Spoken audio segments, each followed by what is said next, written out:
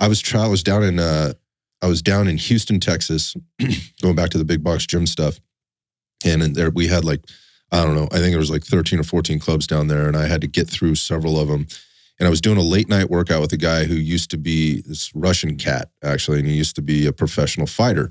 He's like, let me take you through a workout. And I was like, great, this sounds great. So I went to this little gym, one of the smaller gyms or whatever, and they had this this boxing setup where the bags were hanging from this rack, and we were kind of over there, and I was doing some bag work with him, some mitt work with him, and they were doing some med ball work. He's got this big ass 50-pound, go back to the med balls, this thing, and he's sort of throwing it at me. And when I say that, like it's controlled, but he got one past me, and I say it was his fault, but it was just, I was fucking exhausted, and I just mishandled this ball. It bounced once, it bounced twice, and it went right through the plate glass window up front of this gym. Now, keep in mind, the gym was already closed. We were there after dark, and the glass, it was completely destroyed. And so then we had to call the general manager, right, to then call the maintenance crew. So now all these employees that had to get out of bed to come down and clean up after my mess and put like now that's what I'm talking about. That's what I dude, by the time I got back home, like that shit had traveled through the entire company that I had broken the window and the thing. So that's like that's one thing. I have seen we've had people come in, like even to Red Dot. I remember, this gal comes in. God. I know exactly you know what I'm talking about? Mm-hmm. So let's go back to mental midgets and motor morons, all combined in one, and started before they even got into the gym. This person was using one of those things called ClassPass. If you know for people listening, they might know what that is. We've gone on back and forth with ClassPass and allowing ClassPassers to come in and take some of our classes. So this person signs up. She signs up for a class. It's an evening session, or whatever. And our sessions are very small. There's only 8 people in these sessions. So group sessions. It's just small for, I think, majority of places. She walks in 10 minutes late to the session, and we're very specific about when you're signing up, you need to be there early. She comes in, she's clearly just signed up for whatever's convenient for her at this point. The coach is like, hey, you're late. I need you to go, like, I'll allow you to come in, but you need to warm up first. Here's what I want you to do. And she was very resistant to this, but apparently she went through it. She was kind of looking a little funky, apparently, to the coach. And the coach had said, hey, when was the last time you ate? Oh, I haven't eaten today at all. Right? So signs up class, and already this is like mental midget times 100 coming in. And then she gets into the class, and they're not started more than 10 minutes.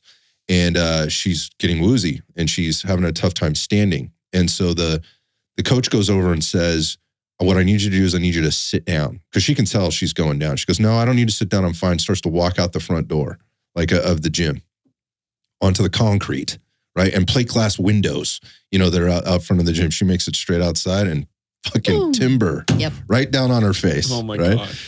And then, it's like, doesn't know what happened. She wakes. Call EMS. EMS comes out, right, and starts to deal with this lady. And here's where she refuses. And she doesn't want to go. Like, she doesn't want to go, oh, no. Like, I mean, it's all the things, right? So this is where it turns into a huge disaster. So we've filled out incident reports and whatever else, and got the report got a report from the fire department who showed up and whatever else, and she'd refused, and we got a statement, all that stuff. So we get a phone call, right?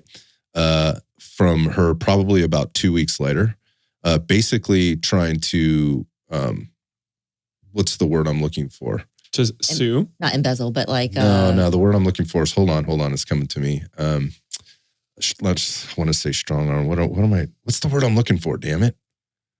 Yeah, I know now I'm losing it too.